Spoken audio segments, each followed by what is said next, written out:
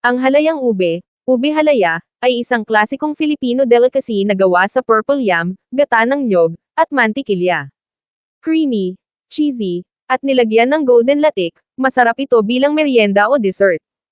Ahil ang frozen grated purple yam ay ibinebenta noong nakaraang katapusan ng linggo, nagpa siya akong mag-stock ng ilang mga pakete at muling i-shoot ang mga ube recipe na mayroon ako sa blog. Napakasarap ng mga tray ng kalamay, maha, at halaya na ginawa ko gamit ang aking mamahaling lot, ito lang ang kinain ko buong araw. Malamang na hindi ko ginawa ang aking timbang anumang serbisyo. Ang ube halayao ay isang uri ng Filipino jam na gawa sa purple yam. Karaniwan itong inihahain bilang merienda sa tanghali o panghimagas pagkatapos kumain, ngunit ginagamit din ito sa tinapay, cake, at iba pang panghimagas gaya ng halo-halo at ice cream. Mga sangkap. Isang pakete, 16 ounces, frozen grated ube, laso. Isang lata, 13.5 onsa, gata ng niyog. Isang lata, 14 ounces, matamis na condensed milk. Isang lata, 12 ounces, evaporated milk. Kalahati tasang mantikilya. Isang tasang asukal. 2 hanggang 3 patak ng ube extract, optional. Isang tasang American processed cheese, Eden brand, gin o taygutay. Paano gumawa ng ube halaya? Katulad ng nilupak, ang recipe ng halayang ube ay nagsisimula sa pagpapasingaw o pagpapakulo ng mga tubers hanggang sa lumambot ang tinidor at minasa hanggang makinis at walang bukol. Maaari mong laktawan ang hakbang na ito sa pamamagitan ng paggamit ng frozen, na grated na ube na available sa karamihan ng mga supermarket sa Asia. Ang mashed ube ay lutuin ng mababa at mabagal sa pinaghalong gata ng niyog, evaporated milk, condensed milk, butter, at asukal upang makabuo ng makapal at matamis na concoction.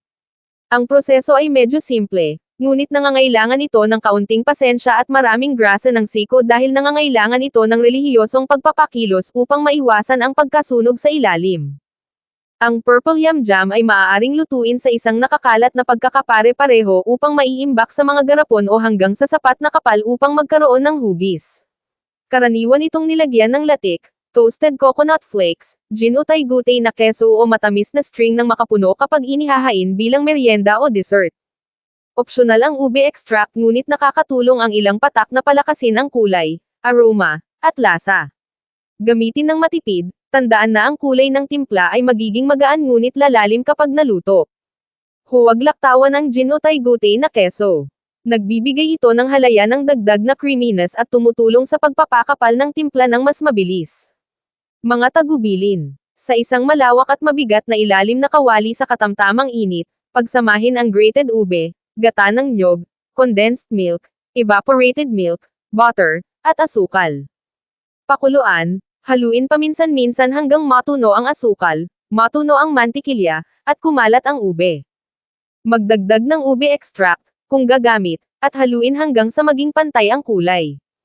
Ibaba ang init at ipagpatuloy ang pagluluto, regular na pagpapakilos, para sa mga 30 hanggang 40 minuto o hanggang sa mabuo ang malambot at malagkit na masa. Magdagdag ng keso at haluin hanggang matuno. Ipagpatuloy ang pagluluto para sa isa pang 10 hanggang 15 minuto o hanggang ang timpla ay sapat na makapal upang kumapit sa likod ng kutsara at bahagyang humila sa gilid ng kawali.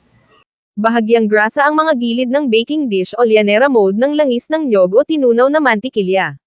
Sandok ang ube halaya sa inihandang ulam o amag at gamit ang buttered spatula, ikalat at patagin ng pantay-pantay. Hayaang lumamig.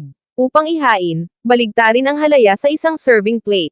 Banayad na lagyan ng langis ng niyog ang tuktok at palamutihan ng latik, hinimay na keso, toasted coconut flakes o matamis na makapuno. Uy, sama na eh.